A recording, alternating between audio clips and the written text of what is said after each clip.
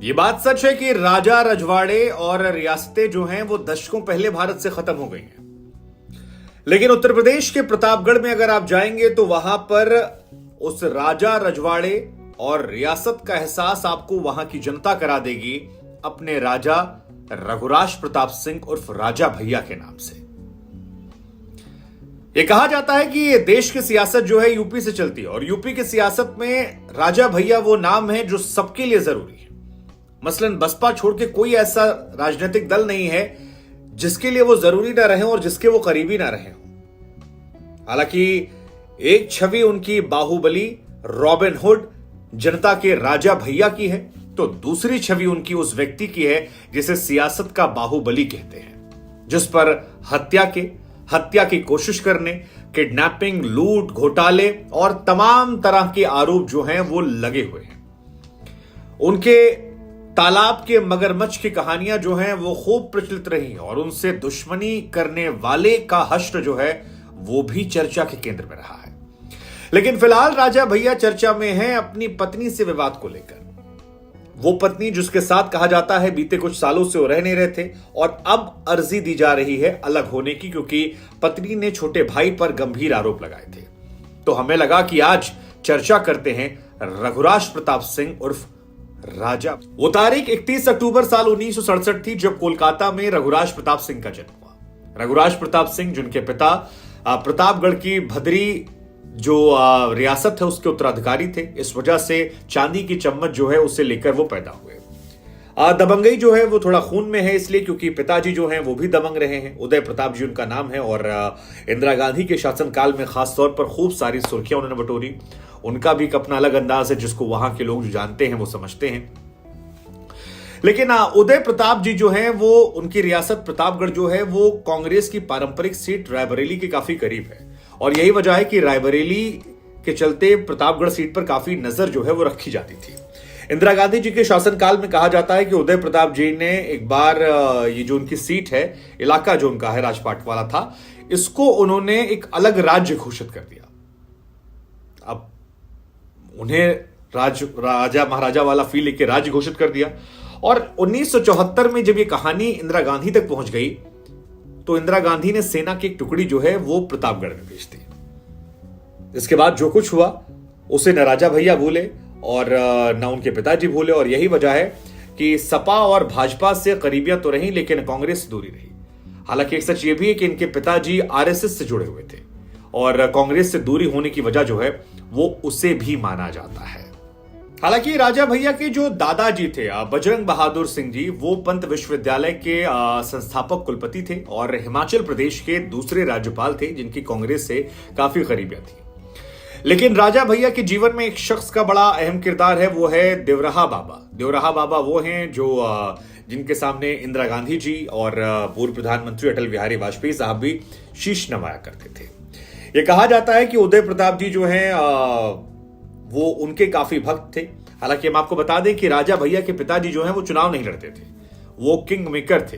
राजा भैया निर्दलीय चुनाव लड़ते हैं ज्यादातर। ये भी किंग मेकर अपने आप को कहते हैं, कई चुनावों में किंग मेकर रहे और यही वजह है कि निर्दलीय होने के बावजूद भी कई सरकारों में इन्हें मंत्री बनाया गया है, बड़े बड़े पद मिले हैं।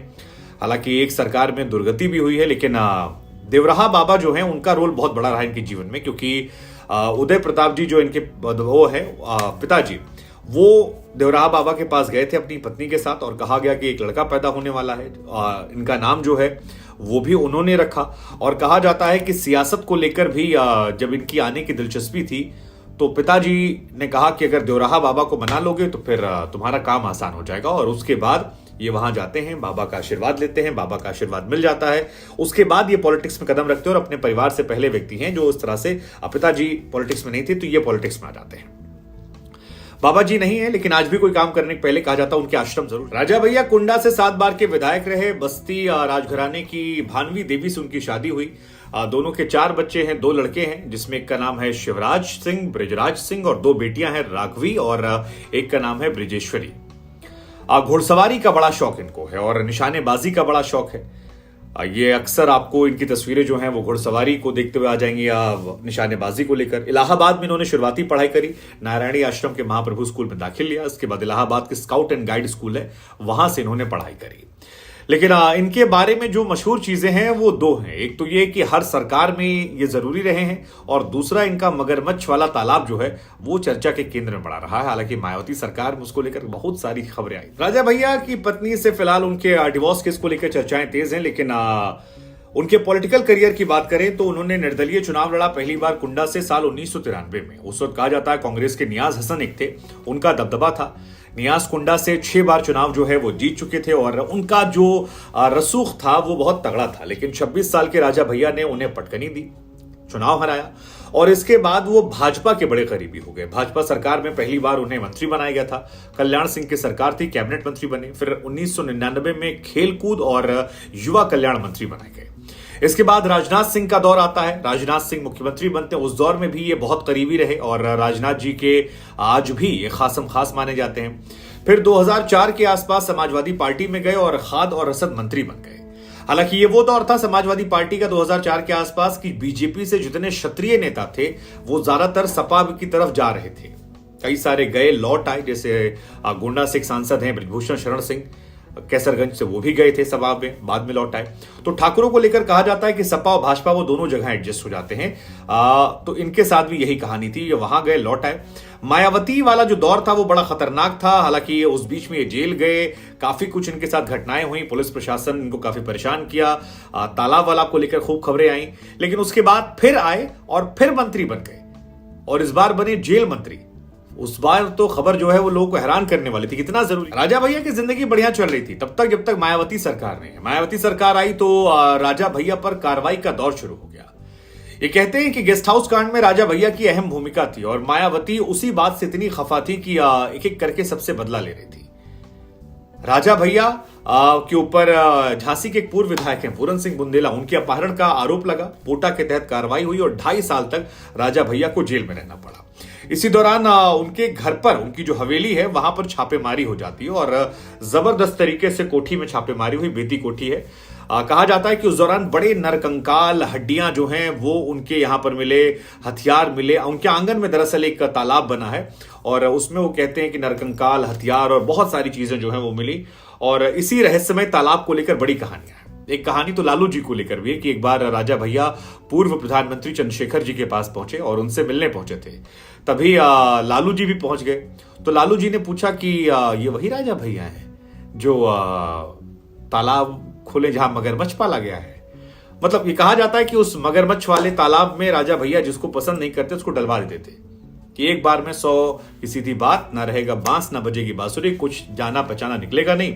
ऐसा उनके ऊपर आरोप लगता है। ऐसी बड़ी कहानियां हैं कि उसी तालाब को लेकर सारा खेल चलता है, और वो तालाब का खौफ इतना ज्यादा है कि दूर दराज तक, मतलब पत्रकार जाते थे वो सबसे पहला सवाल उसी तालाब को लेकर था कि तालाब मतलब वाकई। अब आप इसी से उस तालाब की ख्याति का अंदाजा लगा लीजिए कि राजा भैया के अगर 10 इंटरव्यू होते हैं तो उसमें 9 में तालाब वाला सवाल सबसे पहला होता है। बिहार के पूर्व मुख्यमंत्री लालू यादव तक वो तालाब की खबरें पहुंच गई थी, और जैसा कि हमने आपको किस्सा बताया कि लालू जी चंद्रशेखर जी के साथ बैठे थे। बाद में राजा भैया जब आए और चंद्रशेखर जी इनको अंदर लेकर गए तो कहा जाता है कि लालू यादव ने राजा भैया को बुलाया और कहा जी, क्यों जी, ये जो तालाब में मगरमच्छ पाले हो ये सही खबर है या फर्जी खबर है। कहा जाता है कि राजा भैया जो है इसके बाद हंस पड़े। जवाब तो कुछ नहीं दिया लेकिन हंस पड़े, और इस हंसी में बड़ी सारी कहानियां छिपी। हालांकि एक इंटरव्यू मुझे याद है जिसमें राजा भैया से ये सवाल पूछा गया था, और राजा भैया ने उसमें जवाब ये दिया था कि यार उसके पीछे शायद नदी वदी कहीं है, और वहीं से कुछ जानवर जो हैं वो चले आते हैं। कितनी सच्चाई, कितनी फसाना, कितनी कहानी वो हम आप पर छोड़ देते हैं। लेकिन राजा भैया के ये तालाब और मगरमच्छ की कहानी जो है ये बहुत वायरल होती है जबरदस्त तरीके से। हालांकि 2010 के आसपास फिर राजा भैया जो हैं वो जेल में गए थे। मायावती की सरकार थी, उस दौरान उनको फिर जेल होती है, फिर आते जाते रहते हैं ये। 2011 में बाहर आए, लेकिन 2012 में जब अखिलेश की सरकार आई तो फिर मंत्री बना दिए गए। लेकिन तभी प्रतापगढ़ के डीएसपी थे जियाउल हक, उनकी हत्या का इन पर आरोप लगता है, और उसके बाद इन्हें मंत्रिमंडल से इस्तीफा देना पड़ता है। राजा भैया उसके बाद फिर ये तय करते हैं कि बहुत हो गया यार सियासी पार्टियों से जुड़ना जुड़ाना, अब नहीं होगा। सीबीआई की जांच हुई, हालांकि सीबीआई ने क्लीन चिट इनको दे दी थी। उसके डीएसपी जियाउल हक की पत्नी ने मामले की याचिका दी थी, जिसके बाद सीबीआई जांच होती है। इस पूरे मामले को लेकर राजा भैया को क्लीन चिट मिल जाती है। फिलहाल उन पर 47 से अधिक मुकदमे जो हैं वो दर्ज हैं। लेकिन कहा जाता है कि मंत्रिमंडल में आने, मंत्रिमंडल से जाने और इन सब के बीच में भी उनका कद जो है वो कम नहीं हुआ। हालांकि अखिलेश सरकार से उनकी रंजिशें जो हैं वो थोड़ी बढ़ी हुई हैं। ये मैंने महसूस किया था जब मैं एक चैनल TV9 में था और वहां पर अखिलेश यादव आए थे और उनसे सवाल पूछा गया डीएसपी जियाउल हक को लेकर और कुछ और लोगों को लेकर, तो वो अखिलेश थोड़ा तैश में आ गए थे। कई बार अखिलेश जब कुंडा जाते हैं तो वहां पर भी काफी आक्रामक प्रचार करते हैं। लेकिन जिस तरह से रघुराज प्रताप सिंह ने अपनी दुनिया बनाई है, उस दुनिया में कई लोगों के लिए वो हीरो हैं, रॉबिन हुड हैं। हालांकि हमने पहले आपको बताया कि 47 मामले उनके ऊपर दर्ज, जो छोटे मोटे मामले नहीं है, 47 मामले बहुत ज्यादा होते हैं। लेकिन उनकी एक अपनी दुनिया है, एक अपना अंदाज है, फिल्मी कैरेक्टर जो है वो थोड़ा नजर आता है। जो मानता है वो उन्हें बाहुबली मानता है, नहीं तो जैसा कि हमने शुरुआत में आपसे कहा, कुंडा का गुंडा। राजा भैया ने इस बीच एक पार्टी बनाई है, जनसत्ता दल लोकतांत्रिक, और उम्मीदवार उतारा, वहां पर कुछ सीटें उटे भी जीते हैं। निर्दलीय पहले लड़ते थे, अब पार्टी बनाकर लड़ रहे हैं। अपने इलाके में उनका दबदबा है, लेकिन उनकी कहानी, उनके किस्से जो हैं वो चर्चा में है, चाहे उनके पिताजी के हों या राजा भैया के हो। आप कैसे राजा भैया को देखते हैं, कमेंट कीजिएगा जरूर।